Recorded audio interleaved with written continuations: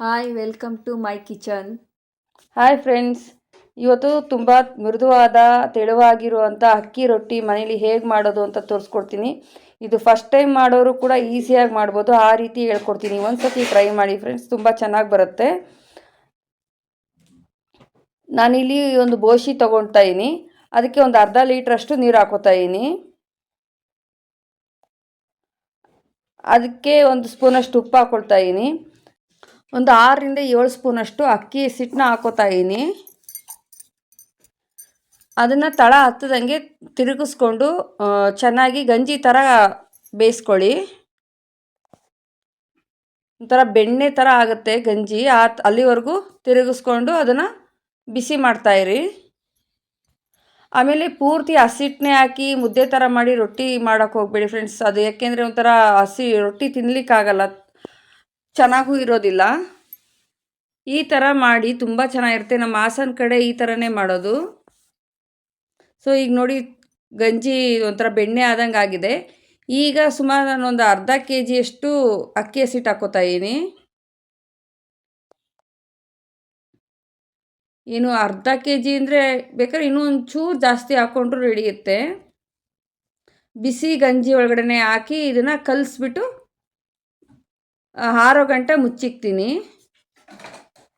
ಆಮೇಲೆ ಈಗ ಈಸಿ ರೆಸಿಪೀಸ್ನ ಹೇಳ್ಕೊಡ್ತಾ ಇರ್ತೀನಿ ಫ್ರೆಂಡ್ಸ್. ನನ್ನ ಚಾನಲ್ನ ಸಬ್ಸ್ಕ್ರೈಬ್ ಮಾಡೋದು ಮರಿಬೇಡಿ. ಪಕ್ಕದಲ್ಲೇ ಬರೋ ಬೆಲ್ ಬಟನ್ನ ಟಚ್ ಮಾಡಿ ನನ್ನ ಚಾನಲ್ಗೆ ಹಾಕೋ ಫಸ್ಟ್ ವೀಡಿಯೋ ನಿಮಗೆ ಬರುತ್ತೆ. ಆಮೇಲೆ ಫ್ರೆಂಡ್ಸು ರಿಲೇಟಿವ್ಸ್ಗೆಲ್ಲ ಶೇರ್ ಮಾಡಿ ಹೇಗೆ ಬಂತು ಅಂತ ಕಮೆಂಟಲ್ಲಿ ಹೇಳೋದನ್ನ ಮರಿಬೇಡಿ ಫ್ರೆಂಡ್ಸ್. ನೋಡಿ, ಈಗ ತಣ್ಣಗಾಗಿದೆ. ಈಗ ನಾನು ಸ್ವಲ್ಪನೇ ನೀರು ಹಾಕ್ಕೊಂಡು ಇದನ್ನು ಚೆನ್ನಾಗಿ ನಾದ್ಕೋತೀನಿ. ನಾನು ಇದಕ್ಕೆ ಯಾವ ಗೋಧಿ ಹಸಿಟ್ಟು ಮೈದಾ ಹಸಿಟ್ಟು ಏನೂ ಹಾಕಿಲ್ಲ, ಆದರೂ ತುಂಬ ಚೆನ್ನಾಗಿ ರೊಟ್ಟಿ ಬರುತ್ತೆ. ನೀವು ಫಸ್ಟ್ ಟೈಮ್ ಮಾಡ್ತಾ ಇರೋರು ಅರ್ಧೋಗುತ್ತೆ, ನೀವು ಈ ಥರ ಮಾಡುವಾಗ ಏನಾರು ಮಿಸ್ಸಾಗಿ ಅರ್ಧೋಗುತ್ತೆ ಅಂತ ಅನಿಸಿದರೆ ಇದಕ್ಕೆ ಒಂದು 4 ಸ್ಪೂನು ಗೋಧಿ ಹಸಿಟ್ಟು, ಇಲ್ಲಾಂದರೆ ಮೈದಾ ಹಸಿಟ್ಟು ಚೆನ್ನಾಗಿರಲ್ಲ, ಬಟ್ ಗೋಧಿ ಹಸಿಟ್ಟು ಹಾಕ್ಕೊಳ್ಳಿ, ಚೆನ್ನಾಗಿ ಬರುತ್ತೆ. ನೀವು ಕಲ್ತ್ಕೊಳ್ಳೋ ಗಂಟ ನೀವು ತಟ್ಟಿಬಿಟ್ಟು ಹೆಂಚ ಮೇಲೆ ಹಾಕಬೇಕಾದ್ರೆ ಅರ್ಧೋಗಲ್ಲ. ಸ್ಟಾರ್ಟಿಂಗಲ್ಲಿ ಮಾಡೋರಿಗೆ ಸ್ವಲ್ಪ, ಯಾಕೆಂದರೆ ಹಾಕೋದಕ್ಕೆ ಬರೋದಿಲ್ಲ ಅಲ್ವಾ, ಆಗ ಅರ್ಧೋಗ್ಬಿಡುತ್ತೆ. ನಾನು ಒಂದು ಮೂಸಂಬಿ ಗಾತ್ರದಷ್ಟು ಹಿಟ್ಟು ತೊಗೊಂಡಿದ್ದೀನಿ. ಹಿಟ್ಟು ತೊಗೊಂಡು ಕೆಳಗಡೆ ಸ್ವಲ್ಪ ಹಸಿಟ್ಟು ಹಾಕ್ಕೊಂಡು ಮೇಲೆ ಸ್ವಲ್ಪ ಕೈಗೆ ಅಂಟಬಾರ್ದು ಅಂತ ಹಸಿಟ್ಟು ಹಾಕ್ಕೊಂಡು ತೊಟ್ಕೋತಾ ಇದ್ದೀನಿ. ಮಣೆ ಮೇಲಾದ್ರೂ ತೊಟ್ಕೋಬೋದು. ನಾನು ಇಲ್ಲಿ ಸೆಲ್ಫ್ ಮೇಲೆ ನೀಟಾಗಿ ತೊಳೆದ್ಬಿಟ್ಟು ಒರೆಸ್ಕೊಂಡು ತೊಟ್ಕೊಳ್ತಾ ಇದ್ದೀನಿ. ತುಂಬ ಈಸಿಯಾಗಿ ಬರುತ್ತೆ. ಫಸ್ಟ್ ಟೈಮ್ ಮಾಡೋರು ಕೂಡ ಮಾಡ್ಬೋದು. ತುಂಬ ಸಾಫ್ಟಾಗಿ ಎಷ್ಟು ಚೆನ್ನಾಗಿ ತೊಡ್ತೀವೋ ಅಷ್ಟು ಚೆನ್ನಾಗಿ ಬರುತ್ತೆ. ನಾನು ಅಕ್ಕಿ ಹಸಿಟ್ಟು ಹಾಕಿ ರೊಟ್ಟಿ ತೊಟ್ತಾ ಇದ್ದೀನಿ.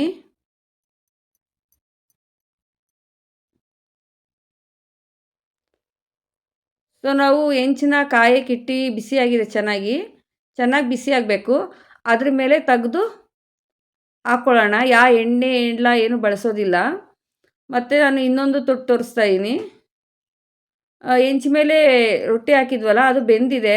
ಒಂದು ಸೈಡು ಮೇಲೆ ಚಿಕ್ಕ ಬಬಲ್ಸ್ ಬರುತ್ತೆ, ಆಗ ಬೆಂದಿದೆ ಅಂತ ಅರ್ಥ. ಮೇಲೆ ಒಂದು ಸ್ವಲ್ಪ ಒಂದು ಬಟ್ಟೆಯಲ್ಲಿ ನೀರು ತೇವ ಮಾಡ್ಕೊಂಡ್ಬಿಟ್ಟು ಆ ರೊಟ್ಟಿ ಸುತ್ತಲೂ ನೀರನ್ನು ಸವರ್ಬಿಟ್ಟು ಆಮೇಲೆ ತಿರುವಾಕಿ. ರೊಟ್ಟಿ ಚೆನ್ನಾಗಿ ಬೆಂದಿದ್ರೆ ಈಸಿಯಾಗಿ ತಿರುವಾಕ್ಬೋದು, ಅಂಟಲ್ಲ. ಏನಾರ ಹೆಂಚಿನ ರೊಟ್ಟಿ ಏನಾರ ಬಿಡ್ದಲೇ ಕಚ್ಕೊಂಡಿದ್ರೆ ಇನ್ನೂ ಬೆಂದಿಲ್ಲ ಅಂತ ಇನ್ನೊಂದು 30 ಸೆಕೆಂಡು ಅದನ್ನು ಬೇಯಿಸ್ಕೊಳ್ಳಿ. ನೋಡಿ, ಆಮೇಲೆ ಇನ್ನೊಂದು ರೊಟ್ಟಿ ತೊಟ್ಟು ತೋರಿಸ್ತಾ ಇದ್ದೀನಿ. ಸೇಮ್ ಇದೇ ಥರ ತೊಟ್ಕೊಳ್ಳಿ. ಏನೊಂದು ಬರೀ 3 ಬೆಟ್ಟಲ್ಲಿ ಅಷ್ಟೇ ನೀಟಾಗಿ ಬರುತ್ತೆ. ಮಧ್ಯದಲ್ಲಿ ತೊಟ್ಟಕ್ಕೆ ಹೋಗಬೇಡಿ. ಸೈಡಲ್ಲಿ ಮಾತ್ರ ಮೇಲೆ ಕೈ ಅಂಟಿದಾಗ ಸ್ವಲ್ಪನೇ ಹಸಿಟ್ಟು ಹಾಕ್ಕೊಂಡು ತೊಟ್ಕೋತಾ ಇರಿ. ಜಸ್ಟು ಮುಂದೆಗಡೆ 3 ಬೆಟ್ಟಿಂದನೇ ತೊಟ್ಕೋಬೋದು, ಅಷ್ಟು ಈಸಿಲಿ ಬರುತ್ತೆ. ಆಮೇಲೆ ನಾವೇನು ರೊಟ್ಟಿ ಫಸ್ಟೇ ಹಾಕಿದ್ವಲ್ಲ, ಅದನ್ನು ನಿಧಾನಕ್ಕೆ ಬೇಯಿಸ್ಕೊಂಡು ಇದನ್ನು ತೊಟ್ಕೋತಾ ಇರ್ಬೋದು. ನೀವು ಫಸ್ಟ್ ಟೈಮ್ ಮಾಡೋರು ಫಸ್ಟ್ ತೊಟ್ಕೊಂಡ್ಬಿಟ್ಟು ಆಮೇಲೆ ಬೇಯಿಸ್ಕೊಳ್ಳಿ.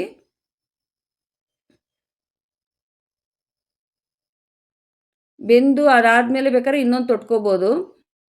ಆಮೇಲೆ ನಾನು ಹಸಿಟ್ಟು ಏನು ಒಂದು ಮೂಸಂಬಿ ಗಾತ್ರ ತೊಗೊಂಡಿದ್ನೋ, ನೀವು ಫಸ್ಟ್ ಟೈಮ್ ಮಾಡೋರು ಸ್ವಲ್ಪ ಚಿಕ್ಕದೇ ತೊಗೊಂಡು ಮಾಡ್ಕೊಳ್ಳಿ.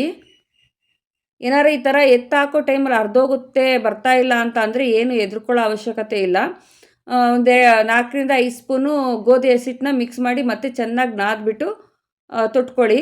ಏನೂ ಅರಿಯೋದಿಲ್ಲ ಆವಾಗ, ಚೆನ್ನಾಗೇ ಬರುತ್ತೆ. ಕಲ್ತ್ಕೊಳ್ಳೋ ಗಂಟ ಗೋಧಿ ಹಸಿಟ್ಟು ಹೆಲ್ಪಿಂದ ತೊಟ್ಕೋಬೋದು. ಆಮೇಲೆ ಚೆನ್ನಾಗಿ ಕಲ್ತ್ಕೊಂಡ್ಮೇಲೆ ಬರೀ ಅಕ್ಕಿ ಹಸಿಟ್ಟಲ್ಲೇ ಮಾಡಿ ತುಂಬ ಟೇಸ್ಟಿಯಾಗಿರುತ್ತೆ.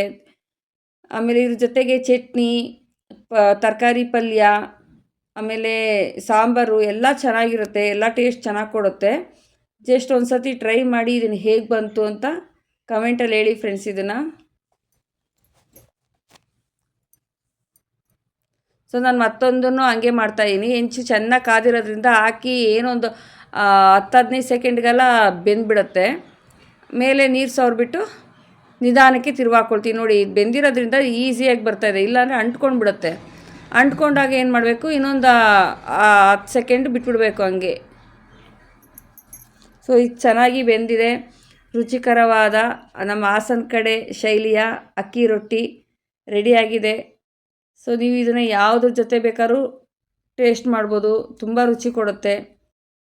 ಆಮೇಲೆ ದಾಲು ಮತ್ತು ಮಸಪ್ಪು, ಆಮೇಲೆ ನಾನ್ ವೆಜ್ ತಿನ್ನೋರಾದರೆ ಮಟನ್ ಸಾರು, ಚಿಕನ್ ಸಾರು, ಗ್ರೇವಿ, ತರಕಾರಿ ಪಲ್ಯ, ಚಟ್ನಿ ಎಲ್ಲದರಲ್ಲೂ ತುಂಬ ಚೆನ್ನಾಗಿರುತ್ತೆ ಫ್ರೆಂಡ್ಸ್. ಒಂದು ಸತಿ ಟ್ರೈ ಮಾಡಿ ಹೇಗೆ ಬಂತು ಅಂತ ಹೇಳೋದನ್ನ ಮರಿಬೇಡಿ.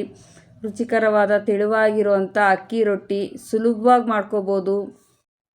ನೋಡಿ, ತುಂಬ ತೆಳುವಾಗಿ ಬಂದಿದೆ. ಒಂದು ಸತಿ ಟ್ರೈ ಮಾಡಿ ಸುಲಭವಾಗಿ ಮಾಡ್ಕೊಳ್ಬೋದು. ಇಷ್ಟೊತ್ತು ನನ್ನ ಚಾನಲ್ ನೋಡಿದ್ದಕ್ಕೆ ತುಂಬ ಧನ್ಯವಾದಗಳು ಫ್ರೆಂಡ್ಸ್.